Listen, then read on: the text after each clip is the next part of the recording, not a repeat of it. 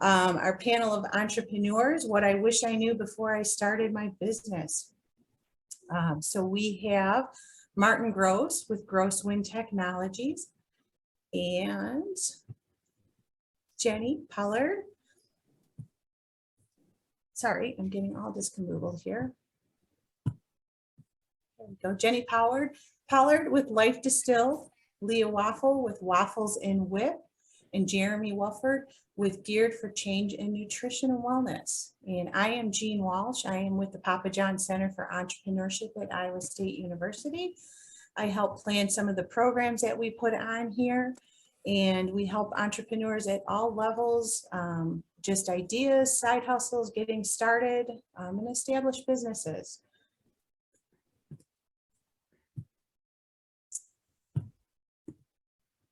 So as I said, this is the last of our 6 series, and you can watch all the previous series, even the last couple of years, on the YouTube channel on our website. So if you go to isupjcenter.org, in the upper right-hand corner, you will find the YouTube little icon. You can click on that and go into videos, and it'll take you to a list of programs that we've hosted in the past.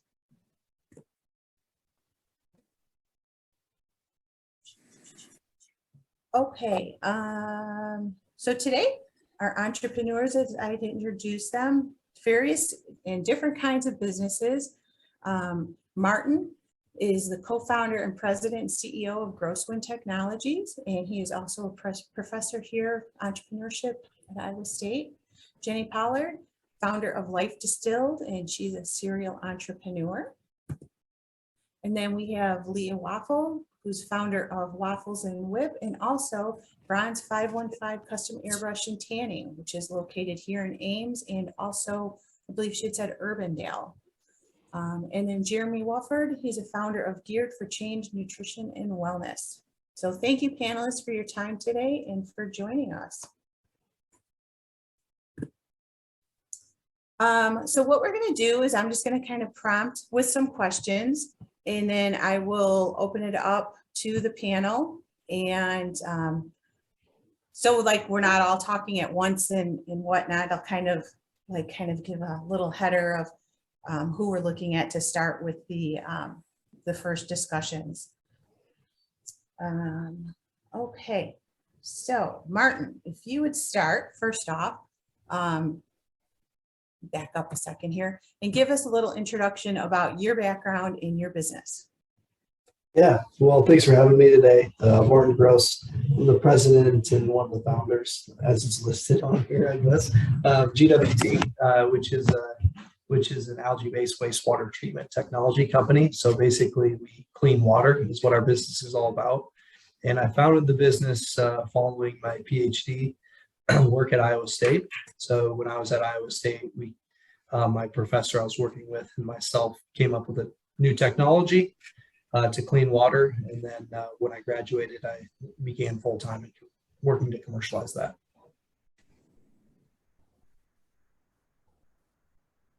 Great, thank you. And Jenny, could you give us a little background? Yeah, hi everyone. Jenny Pollard. I opened Life Distilled as a brick and mortar just in November, but have had the business as kind of a side hustle for a few years now.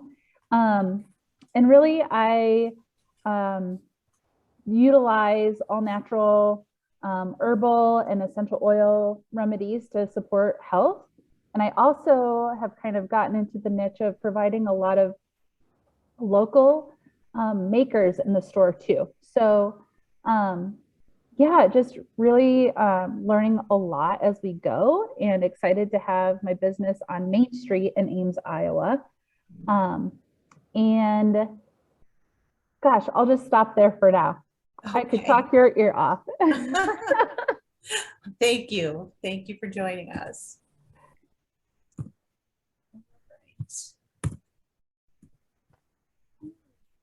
Being a little temperamental here. There we go. Leah, how about you? A little background. Leah Waffle, founder of Waffles and Whip and Bronze 515. Waffles and Whip is a food trailer I converted a horse trailer into a food trailer, and we do private events. So grad parties, weddings, kind of anything you can think of. Very small operation. It's kind of my side hustle to Bronze 515. I saw a need in the market for dessert-based food trucks in the Des Moines metro area. So that's kind of how I started it. And it also is my last name. So Bronze 515, I started 6 years ago, and it was something I wanted to do to provide an alternative to laying in tanning beds and laying outside in the sun. And we live in Iowa. So like 6-7 months out of the year, it's gloomy and it's not great weather. So this is the alternative for people to achieve color without the harmful effects. Great, thank you. And Jeremy. Yes.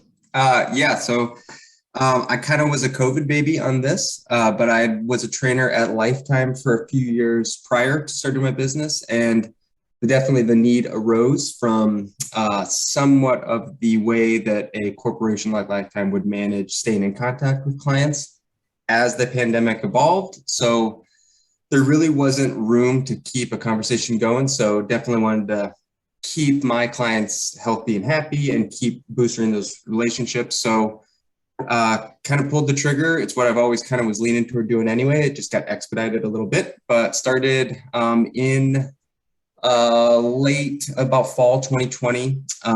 Pretty much my same clientele from the gym, and I'm mobile and I do it a little bit more functional fitness and huge nutritionist as well. So definitely focus on the need for vitamin D, as Leah said, and trying to see what else we can do to foster health, to kind of choose adventure and just get out there and get moving. So it's been about coming up on close to 2 years and the whole workings of it, but about 1.5 years since starting the LLC.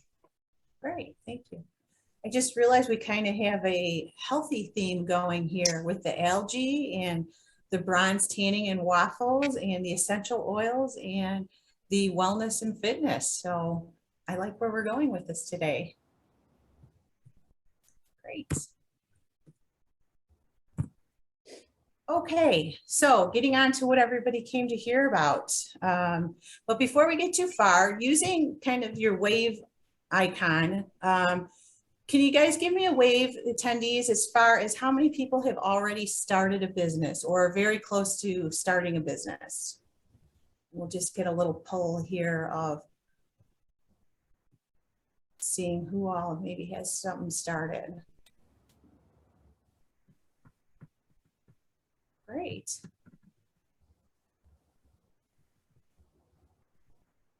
Well, there's a few on here. So we are talking to entrepreneurs about entrepreneurs. So that's great. And again, if you have any specific questions, put them in chat. So let's start with how different was the reality of starting your business to compare to what you were expecting and what really happened. So before you got started, I'm sure you had a vision of this is what I'm going to do. This is how it's going to happen. And as you went through it, maybe some of those steps changed or some of those visions had changed a bit.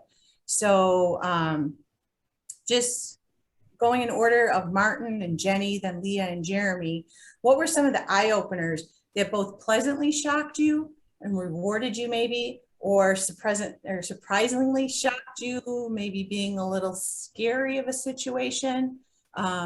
So how about we take it from there? Did you want me to start first, Gene? Yes, Martin, that'd be great. Excellent. Yeah. You know what, with regards to starting the business, I didn't really have any expectations. So I started the company right out of college. So it was like someone starting a new job.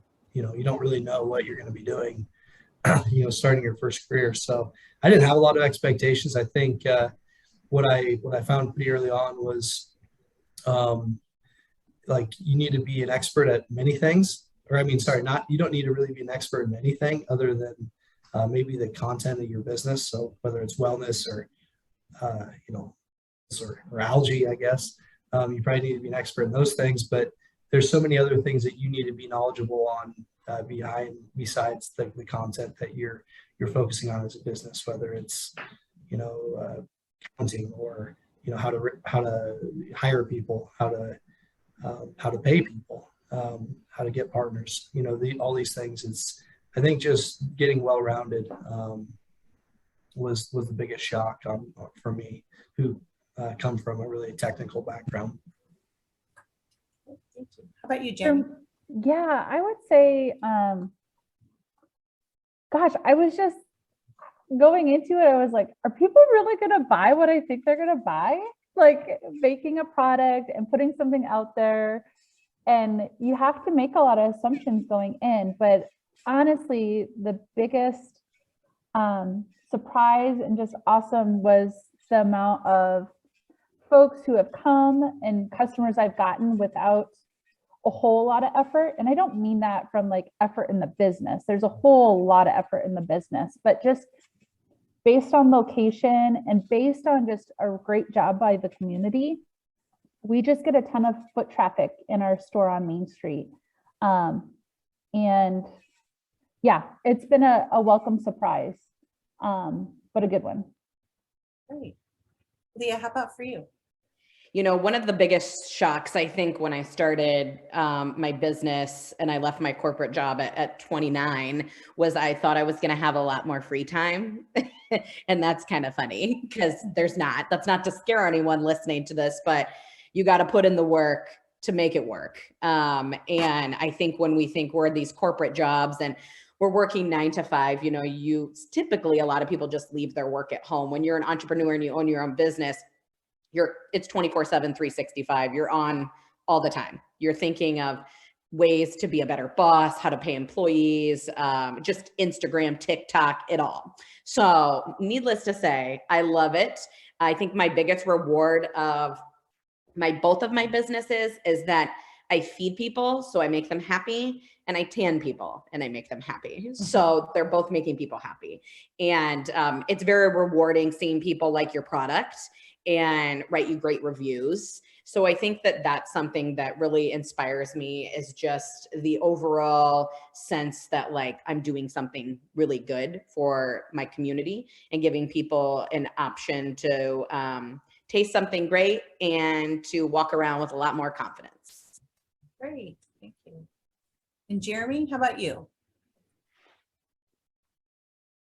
Jean, we may have lost Jeremy. He Who's that? froze and he disappeared. Okay. Well, we'll wait for him to get back on. But in the meantime, so He's restarting, sorry. okay, thank you. So with these expectations and realities, what about, like, did you start out with a specific, thinking you had a specific focus in mind, and then did that change at all, or did you quickly realize that your focus needed to change to keep up with how or what you were doing with the business? Martin? Yeah. I think a lot of entrepreneurs have this type of aha moment, like, I'm selling this thing, but people actually want to buy that thing. And that was the case for us. So our business is a venture capital backed, really technical business. And initially we were making algae to make biofuels out of algae, but the reality was we could never be cost effective with our technology. Even though it's really good technology, it just still wasn't cost effective. So we actually had to pivot, and instead of making value from our algae product, it's actually cleaning the water. It's where we make value. So I think we're like probably most businesses that you start with one idea and you need a shift to address what people actually want or need, or what you can do cost effectively. So I think that's early entrepreneurs, I think, get deterred with, hey, this was my plan and I didn't go through it. Be ready to change and shift and make those adjustments as you go along. How about you, Jenny? Did your focus change?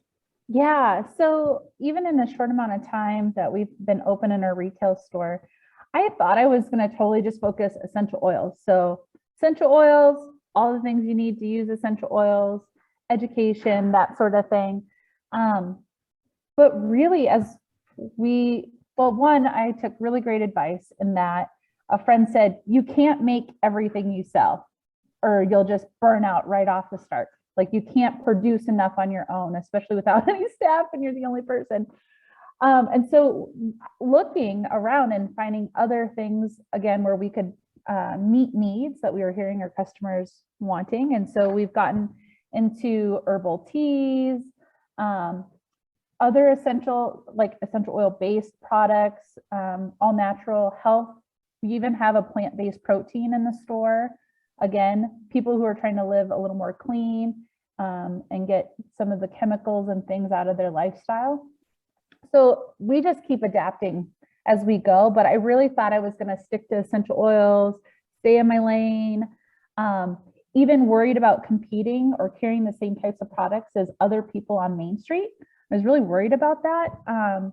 But again, another entrepreneur shared with me, he said, no, you actually bring more of the same types of customers if you all have a little bit of relational things, you know. So we're not really competing with the tea shop down the street because we're actually bringing and just creating more options for the customers that come down here. So that was a big difference in my focus and where I thought I'd be going. Thanks. How about you, Leah? Change You your know, I focus? think from the beginning, I had always, you know, my mission was to provide options for people to do something other than like being out in the sun or laying tanning beds. And, you know, the one thing that shifted was in my mind, I always thought I was going to have a corporate job. I never anticipated ever being an entrepreneur. It wasn't a thing for me. It was always just a side hustle. And I think that's the one thing that shifted for me about 4 years ago when I left my corporate job, was that I was getting burnt out from working 8 to 5 every day and then going and doing spray tans from 5:30 to 10 every night. And so it shifted for me personally to be doing my side hustle to a full-time business. And with Waffles and Whip, it's such a new business and I'm still learning. This is kind of my first full season being in business with it. But, you know, my focus there was always to provide something that you can't make at home. And these types of waffles, you just can't make it home. And so with that, as of right now, Waffles and Whip mission has stayed the same, as provide really cool options for private events like grad parties and weddings. So yeah. Thanks. I don't think Jeremy's gotten back on yet. So we will just move on here. Okay, so we did already talk a little bit about pivoting and where you needed to change, but anything in regards to pivoting with your business plan or your discoveries, and kind of why something happened or why you had to pivot and what happened. And this time, let's start with Leah. Yeah. For sure. So one of the things I saw, like when I opened my business with Bronze 515, is I saw a massive amount of growth when I hired employees. I thought I could do it all myself, and I was wrong. When I started Bronze 515, I just did it in the evening. So there was like all these like daytime hours that people could be coming in, but I was working all day. So I couldn't, you know, go in and spray tan people. So I hired my first employee ever in the spring of 2018. And she's still with me to this day. She's a teacher. So she's been with me 4 years almost. And she started working in the summertime and during the day. And I saw she was busy every day. And I'm thinking, people go get their hair done, they get their nails done, they do all these appointments during the day. Why wouldn't they do this during the day? So once she went back to school, I resigned from my job. And that was the one thing that I pivoted from, was like, just Leah as the owner doing everything, but I gave up a little bit of the control to be able to hire more employees. And then once I hired more employees, I opened my second location in Ames and hired more employees. So while I'm the only full-time employee with my business, I have part-time people who work 1 or 2 days a week. And I think that was the shift in my business that needed to happen, because you'll soon find out you have to rely on other people at times to help your business. And that's kind of when you see it grow from that aspect. And with Waffles and Whip, I knew right away I needed employees, so I have employees with that. That's great. And that's not always easy to do, of turning over and trusting to your Yeah, business especially to other when, people. yeah, and especially when you're in such an intimate type of setting with people where, you know, they're in swimsuits and things like that. You can't just hire somebody off, you know, just a random person off the street to do that. Like it takes a certain type of person to make somebody feel confident when they're in front of you. And so it takes a little bit of time to find that right person. Well, good. So Jeremy, sorry you were having trouble there. Nice MediaCom interrupting. But we're talking about kind of, you know, the vision you had when you were thinking of getting started, and then surely things come up and maybe you had to pivot in one of these areas. Do you have any of those areas that happened to you? Yes, sorry again, apologize. They Yeah. even noticed yesterday, but the internet is being fritzy. But before I was booted off, I did catch a little bit of that. And I do agree that you have to wear many hats and don't have to necessarily be an expert in every field. But I knew from what I've done throughout my career, I'm 36, so it's been 2 years doing this, but everything has kind of led to I'm a people person. I really like that comment from Leah about it takes a certain kind of person to make someone comfortable in a situation. And so inevitably, a personal trainer and nutritionist becomes a coach, life coach, therapist at times. So it's definitely everything I had led to from being in management before and being in service. But I think the biggest shock for me was, at least in my case, is how logistically easy it was. And I kind of mentioned that in our email, that I knew what I want to do, and what's a more valuable currency to me is my family time and my personal quest for adventure. So it was easy for me. I mean, training and nutrition is tax exempt, $50 with your LLC. It really was a day worth of investigating, and my business was up and running. But I knew that I wanted to stay at 5 clients a day. I knew I did not want to have employees. I want this to be my baby because I want to have free time for my family and I. And so I get to work hard and grow with, it's been fun because I haven't had to market. I've had the same clients, but I knew that the biggest motivator for me was to do this so well that I get 3 hours of adventure every day with my kids or myself. And I race bikes, and we race bikes as a family, and our kids do. So like that, having this for the last 2 years to have a block of adventure every day with my kids was more important to me than seeing where I could grow the business financially. I want my time to never be wasted, and I wanted to make sure I had the things I wanted out of my business, the free time and the family time. And so it came about very easily, and I've been able to keep that and kind of grow on a lot of different fronts than just as an entrepreneur, which has been good. Thank you. How about you, Jenny? Yeah, I related a lot to Leah in the sense that I had been meeting with the Small Business Development Center to, you know, explore opening a business. I had an idea. I'd been looking at open spots on Main Street because I really wanted to be on Main Street for a few years, just dreaming, whatever. But it was when this current spot I'm in opened up, and realizing the potential impact on my business being in that spot and being so visible, that like set things into motion really fast. And it was actually a panel like this that I was listening to of Main Street owners, which Leah was actually on that panel too, where I got the advice of, if you really want to do this right and you need to be open like all day. I thought I was just going to be open like evenings, weekends, still keep my Iowa State job, which I worked at Iowa State for 13 years. And that's the job I left before opening my business. I was going to try to do both, which just sounds stupid now, seriously. But at that time, that's what my plan was. And honestly, the other business owners really said, you know, I think for you to do this right, you got to be all in.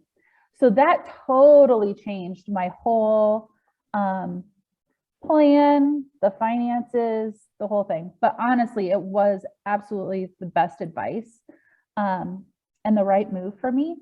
But yeah, it kind of blew up everything. And I did leave my job at Iowa State. My grand opening was November 13th, and my last day at Iowa State was November 11th. So Wow. never look back. Well, good. Very good. That's quite a pivot. And Martin, I know you touched a bit on pivoting. Is there anything else that you would like to add?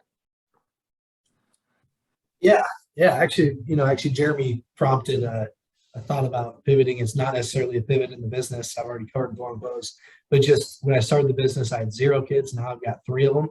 So, just pivoting like home lifestyle, and, being fully 100% your train of thought in one direction and starting a business and making it work to, of course, spreading that out between other priorities is something that's manageable and doable. I think you have to have, Jeremy's, the way that he explained it is like, hey, this is my priority. I'm getting 3 hours of adventure a day with my kids or by myself. Like, set your pillars, set your rules that you can live by, and make it work. So I don't think, family is necessarily prohibits someone from being an entrepreneur or taking a step. Everyone has their own risk thresholds, and mine's changed throughout the process from, again, not having kids to having them. So I've had to make that pivot on my own along the way.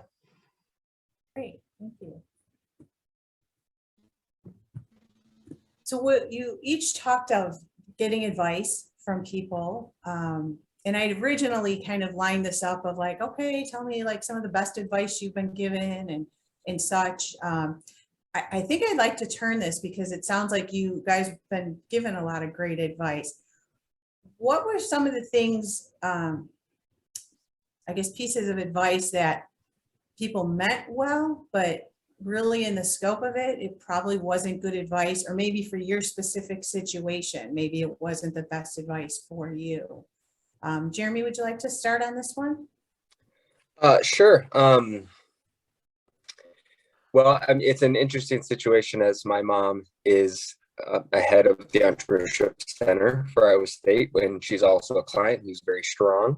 But I mean, I had an entry point into entrepreneurship from a very young age, and I kind of knew that was the only way I would say that I was going to be personal growth wise happy and fully fulfilled if it's your baby and you're doing that. And unfortunately, just working for another business, you have things that you have to do and not necessarily be your favorite thing to do, but there's none of that now, and that's great.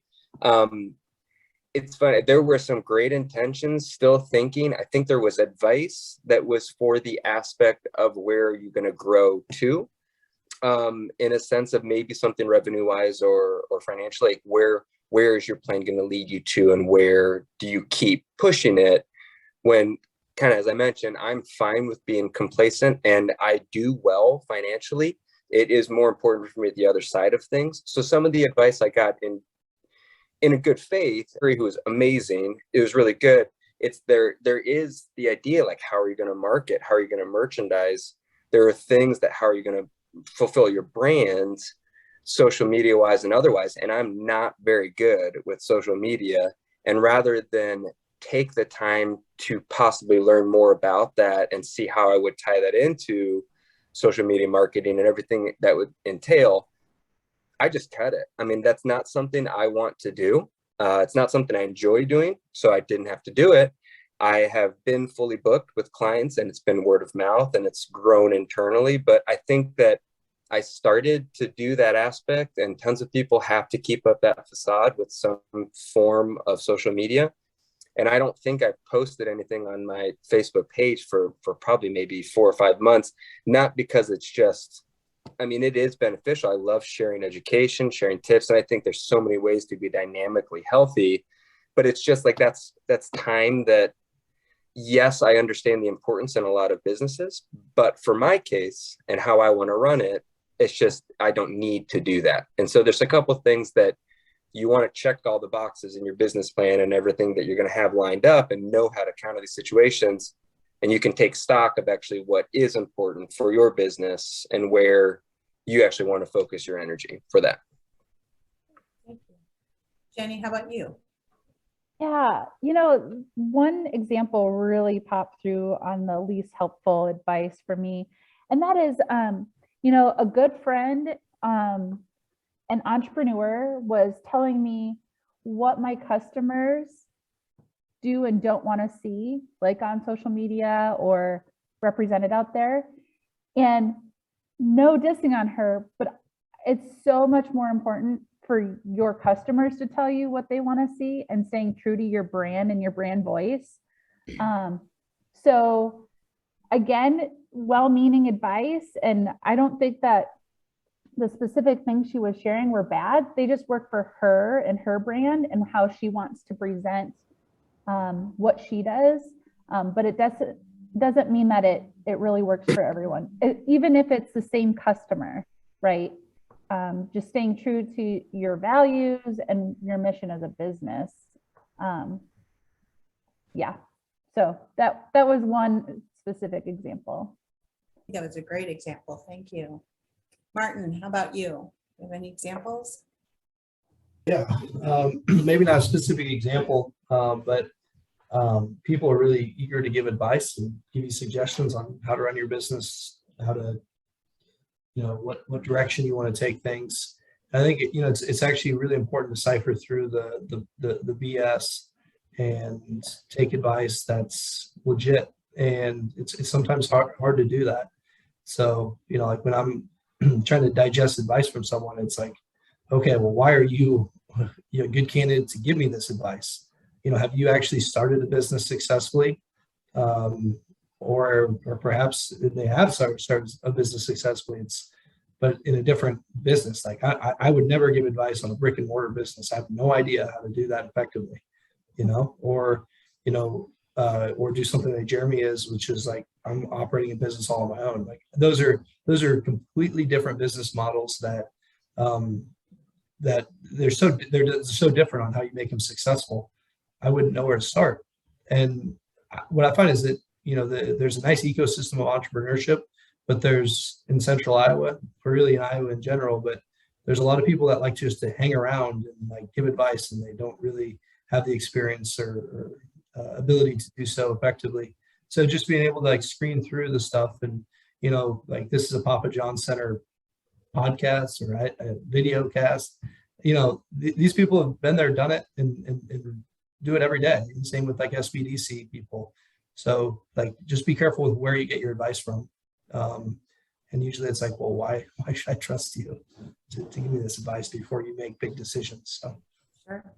Thank you. Leah, how about you? I'll start with the most helpful advice. And I probably tell myself this at least a few times a week, but this resonates with a lot of people. Your business is not for everyone. And that's like something that I had to really you just can't please everyone. And I'm a people pleaser. So if I got like a bad feedback from somebody, especially when you hire employees, your control just goes here versus here when it's all you. So that was one piece of advice that I always just have to keep telling myself, is that your product might not be for everyone. Your personality might not be for everyone. Your business might not be for everyone. And that's okay. There's enough people though that like your business, and you're doing something great if you're still in business, and you're still getting clients through the door, or you're still making money. Clearly you're doing something right. Never in my wildest dreams did I ever think that, in the last 12 days, we've had 350 people walk through our doors to get spray tans. Like never in my wildest dreams did I ever think that was possible. But here we are. And my least helpful advice is, when I was first starting out, I really focused on like what people in and around my area or within the state were doing. So my competitors, maybe they were franchises, maybe they were businesses similar to mine. And I kind of just focused so much on like what they were doing and maybe how I could be different, which was great, but it kind of held me back a little bit to do exactly what I wanted to do with my business.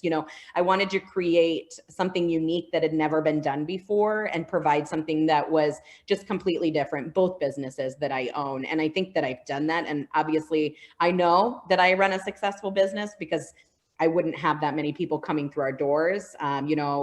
Waffles and Whip is a side hustle to my full-time job, which is spray tanning. And I have 25 events in the next 5 months. So, you're doing something right. And I think it's okay to look at what your competitors are doing, but also still think like, on your own and create kind of your business off of what you feel, what you want to do with your business. You know, and one thing I always focused on was like, my competitor was this price, so I'm going to be below the price. No, just charge what you want, charge what you're worth. And so my least helpful advice was don't follow your competitors, like to a T. And my most helpful advice was, you're not for everybody. I'm very theatrical. There's a lot of hands. Can I also piggyback off of that, or a little bit what Jeremy said too? I'm actually in a business class because I think learning and continuing to learn or finding resources to learn more is always good advice too. But I'm kind of going through this coaching of learning boundaries and defining like truly what is success for you, because a lot of people will tell you your success is based on the bottom line, your success is based on, you know, certain things. And I really think it's important for you to decide what success is for you and what you want out of your business. I've had to get real granular about, what do I want out of my business? How much do I want to be working? And then working towards that. So like, I'm loving Jeremy over here thinking, yeah, like that is important to me too. I have kids and a family, and we love the outdoors, and like just getting crystal clear about what you want to get out of it, because otherwise you will just work and work and work, because there will always be work and always things to do, and you'll never catch up. So just, again, kind of defining what your workday looks like, what the type of clients you want look like, that sort of thing. But yeah, I'm like loving all this. I'm learning so much just listening to y'all too, of just creating boundaries and being intentional about what success looks like for you, not just the money. Yeah, all PPS on that one as well too, because that was perfect sense, because I had that slight little bit where fitness and nutrition, it will constantly be philosophical. There will never be a right answer. It's drink milk, don't drink milk, eat fat, don't eat fat. It's always going to be debated. And there's different types of bodies. So everything works different for everyone. So when I was starting out and thinking that social media thing, and I am a great trainer, I'm really good at what I do. If you put me in a box to set your brand, referencing Lifetime and that thing, I had a great time at Lifetime, but I'm still under their brand. When I broke off, it was that thing. I saw what other personal trainers running their business would charge and do whatever. And then I'd stopped trying to find my niche where I fit in there. And I knew that that's just wasted energy. I'm going to put that energy toward clients, and everyone's different. And if you're putting positive energy towards someone, it's going to lead to good things. But being confident in your voice would be the biggest thing. Like, you can work out the details of finances, expenses, what you have to do as a business side of things. But if you can't lose your voice, or if you start to second guess that, you will not have the chance to kind of grow, or at least be confident in your business. So I'd say that was a big thing too. Don't look at competitions, and try your worth for sure. Martin, you kind of have a different product, if you will, that who your end user is. So how do you value your success? How do you determine it? Yeah, it's a good question. Ultimately, it's about making more money than I spend. That's probably the end metric that matters the most. But for me, it's coming up with like something no one's ever done before. Like, the business concept never existed. So actually, even if at the end of the day, we make less money than we spend, and the technology has been out there, like basically coming from like, this is my baby I've been working on for 10 years, and then it becomes a reality, meaning that people in the world are using it. That's success for me. Even if the business at the end of the day isn't financially successful, getting something into the world, I think, is success for me personally. But no doubt my shareholders and investors would say, you need to make money. That's what success is about. And then, whatever return rate they require. So that's probably the more important one, I guess. Great, thank you. Well, our next topic is kind of tying into that too, motivation and being an entrepreneur. And would you say what initially motivated you to start and build your company, is that what's still motivating you today, or has that motivational drive changed a bit? How do you address that, and what's working out for you? And Jenny, let's get started with you this time. Oh, shucks. Yeah. I think it's what started in the beginning, and there have just been more things that have come along with it. So in the beginning, it really was having a skill set that I felt was bringing good to other people. So the knowledge and skills around blending essential oils into something that really made people's life better. That's still what motivates me today, but there's other things, including just a customer experience of when people even just walk into the store, having experience and leaving feeling good, even if it didn't have to do with maybe essential oils, maybe it was other products or just finding community. And then also just, I don't know. I just really like being my own boss. Like if something fails, it's on me, but all the success is also on me. And so just having that total autonomy really is just like, I can't wait to get up in the morning and keep working on this like forever project that I have full autonomy over. Great, thank you. How about you, Leah? Oh boy. Lots of things motivate me. I mean, I think we'd all probably be lying if we didn't say money motivated us, but money does motivate us. Being successful motivates us. Things back in the day that I thought motivated me was like how many Instagram followers I had, but I could have 10 Instagram followers and still be great. It's not about that for me. So, motivation is being a good boss. Kind of as Jenny said, like she likes being her own boss. I will say, like in the last year, I have realized that I'm a very horrible boss to myself. Like I don't give myself time off. So now I'm just really starting to realize like the important things in my life now. And it's not working 24/7. And it's, giving a little bit of control back to my employees who are so willing to work. But so that's kind of one thing that motivates me is just in my mind years from now, picturing myself laying on, a beach or in Maine, in a cottage, looking out to the ocean every day. That's something that motivates me. It's like my future. And one of your questions on here, has my time management style changed? Absolutely.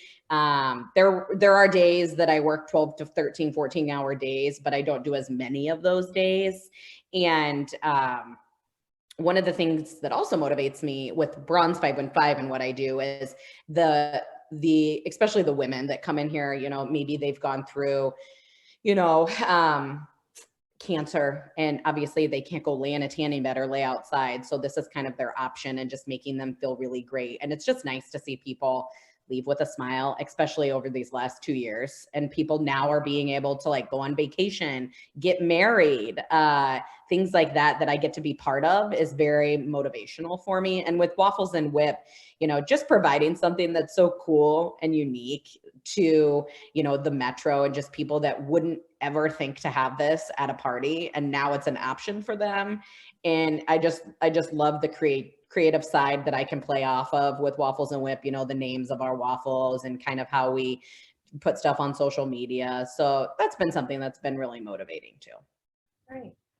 Martin, how about for you? I think the biggest motivation still continues to be one is just getting something that's never been there and out there. That's probably it. But as I've gone through this for several years, it's been motivation to like provide some like support to my family, not just now but for long term, which wasn't something that was on my radar initially. Is just providing for the family. And then, as our business grew from, basically just me doing stuff every day to where it is right now with like 17 or 18 employees, it's like getting their growth and like making that, seeing where they come from when they start with the business to where they are now. That's definitely motivating to help people along in their careers, and even if it's a stepping stone for them, but just seeing the general trajectory upward of employees is definitely motivating as well. And Jeremy, has your motivation changed from when you first started? No, but it's very soul fulfilling. I mean, it's been the same thing. We all have something we have to do. So health and wellness is definitely the number one goal. I would hate to have my mobility or my freedom taken away. And I don't want to be someone who worked hard their whole life, put their life on pause to work, and then they're retired and they can't move well. So like, I don't want that. So movement's very important. So it is to help everyone find how to move better. And there's tons of ways to do that. So it never has changed. It's definitely been that. I think that everyone can easily hang up the shoes at some point, or it's easy to kind of go off. So I'm not like the affirmation type of guy, but it's pretty easy to keep that motivation alive because there's tons of stuff to go do. And then mine hasn't changed because I greedily only get to spend my day with fantastic people. I mean, I'm a positive person. I'm a glass half full guy. There's lots of terrible people out there, and we all have to deal with them all the time. So my motivation is, why wouldn't I get up and just hang out and do good things with some of my favorite people? So it's pretty easy to want to get out of bed and go jump and do that. I mean, that's all I do all day. So it's just nothing but goodness. My priorities have changed though, as in I am being a bit more selfish because I am doing what I just mentioned. I'm not going to wait to do stuff later in life. We are going to seek adventure now. So being able to be successful, and my wife's successful at her job, and our two boys are doing well. We are all racing, and we started a youth mountain bike team, and we have a Scholastic Des Moines youth mountain bike team, and we're doing all the things that all those pipe dream ideas that come up through your 30s, and it'd be great to do this and do this. Well, we're just doing them. We're just decided we're going to greedily do what we want to do and go to Bentonville and go to Colorado and just go have fun. So priorities have been kind of focused back on our family and really motivating and growing our family. But my time management style has not changed. Priority or motivations have not changed. I'm going to get stuff done. I don't like to fart around, and I'll just get what needs to be done so we can go have fun. And it's kind of been that same idea. So those things are staying in place for sure. That's great. This is great to hear. It's kind of like, I guess I was always one of those of like, you got to work hard, you got to do your career, you got to put the time in, you got to be an overachiever if you want to get anywhere. And now you guys are kind of really opening my eyes of like, I think I want to start enjoying things and putting other priorities first. So thank you for saying that's okay to do. And even as an entrepreneur, thank you for saying that that's okay to do. Really appreciate that. So moving on to crisis management, which I think a lot of companies really didn't have to think about too much until we hit the pandemic. And even before the pandemic, crisis management may have been, what do you do if your employees call off sick? Or what do you do if the computer crashes? And, did you have your files backed up? And I think crisis management has a whole new meaning these days. So I'd be interested to know, like, did you have a crisis management plan in place? Did you have to utilize it? Did you have to make things happen? That word pivot with when we talk about the pandemic. But just curious to know if you had to do something and what your crisis management plan, maybe how that might have changed your business all around. So Leah, let's start with you on this one. Yeah. So, really focusing, I guess, on COVID. I had a business that, 75% of it is based on what's happening. Are there proms? Are people going on vacation? Are people getting married? Formals, everything. Well, none of that was happening. So obviously none of us ever expected this to happen. And I obviously have a brick and mortar. So I had to close up, shut my doors down. I had to close on my busiest season, which is, February through like June. You think of spring break, prom, weddings are all happening. So everything was kind of put on hold for a lot of people. Obviously I was closed for almost 2 months, and, my crisis management I'd never really been formally trained in crisis management. However, I'm always the type of person that's like just thinking like, what if this happens?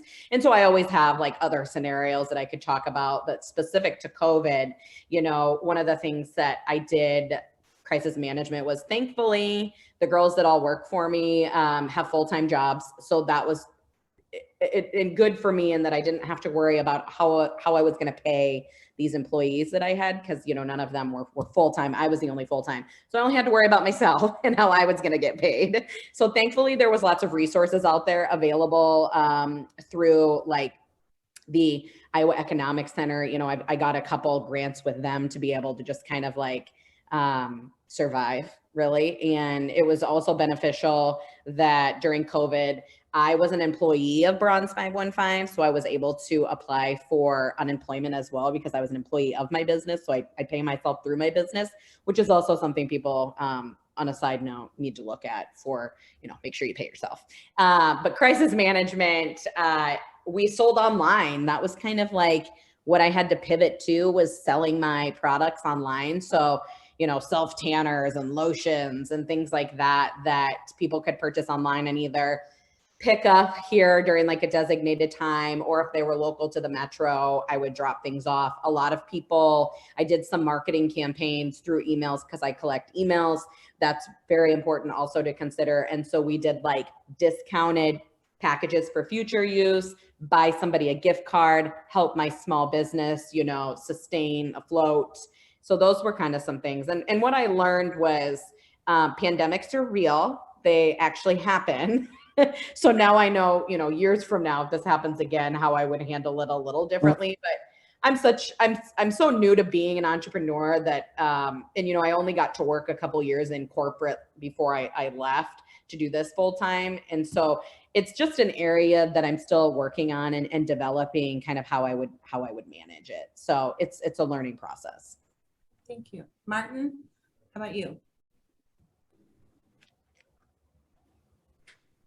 Yeah, I figure everyone has COVID stories about how they managed the crisis there, so I'll stick away from that.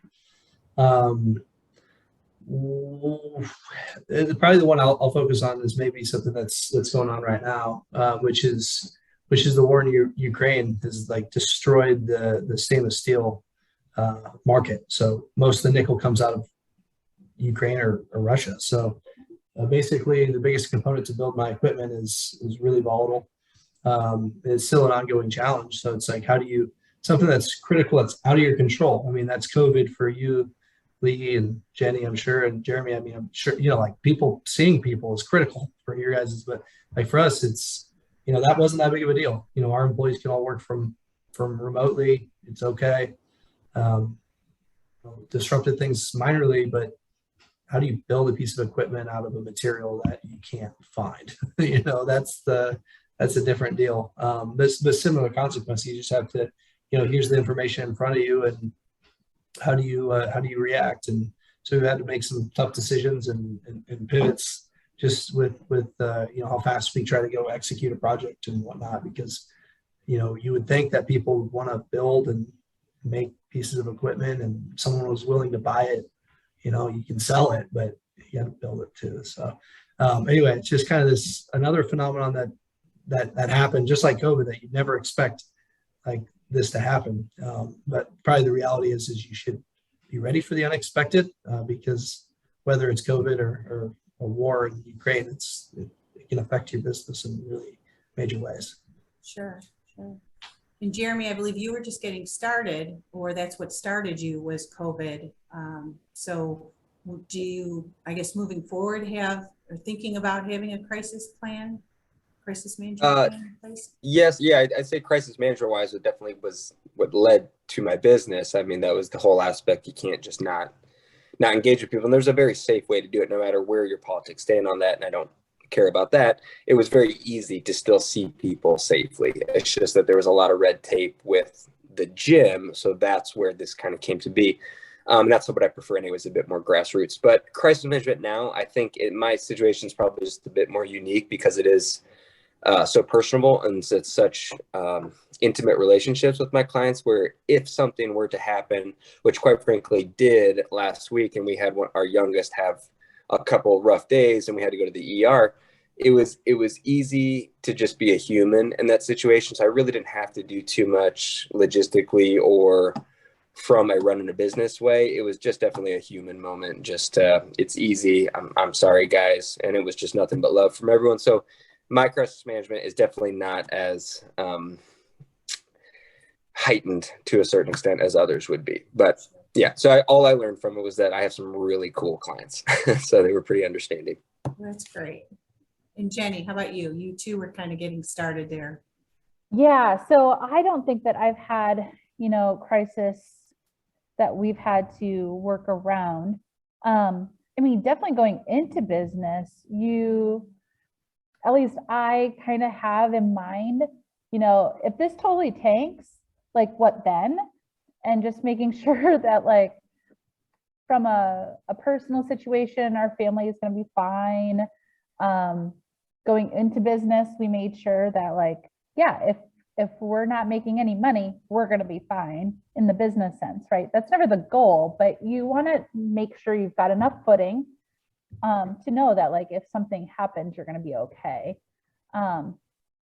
But I mean, definitely this question coming up, I've got it on my to-do list, like, maybe we should think about this some more, because I'm so new that kind of again, oh yeah, let's talk about making sure we've got some risk management kind of around that. You have to get insurance, you have to do some things when you open a brick and mortar, but again, what are other things that could come up?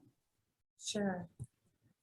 We are getting close to the end here, so I just appreciate you guys joining us. If there's any questions, if you want to put them in the chat at this point. I know Martin needed to hop off here, but I just really appreciate all your time and insight. And I think with an entrepreneur, it's just always evolving and it's always changing. With crisis management, you can't imagine every scenario that can happen, but like you say, kind of Jenny, that if you address some of those main what ifs and am I covered for it, definitely the insurance, am I covered for it, or the backup plan, that's definitely a good start for it. And a lot of the questions were answered as we went through. Also, keep in mind on the past sessions that we've hosted, which are on video on the YouTube channel, you can find out information about what are the first steps I need to be doing about for starting my business. I have an idea. What do I need to do now? How do I name it? Go about trademarking or registering your business with the state and government entities. Those are all in previous sessions, so please be sure to tune into those. And those are on our YouTube channel, which you can find at the on our website. And then coming up this summer, we have an Iowa Veterans Entrepreneurial Conference coming up on June 6th and 7th. So pass the word around for us, or if you're able to attend or be a sponsor, we'd love to have you. There's a QR code there that can be scanned to take you to the registration site. And I'm not seeing too many questions coming through here, but panelists, again, just truly appreciate your time, your insights here. You're doing it. You're out there on the forefront and making these businesses happen. And you're living testimony of, what it takes to be an entrepreneur. So really appreciate your time and just being on our panel here today. And we wish you much success with everything that you do. And we just thank you very much. So Yeah, thanks, thanks. everybody. Nice to meet everyone. Take care. Bye-bye.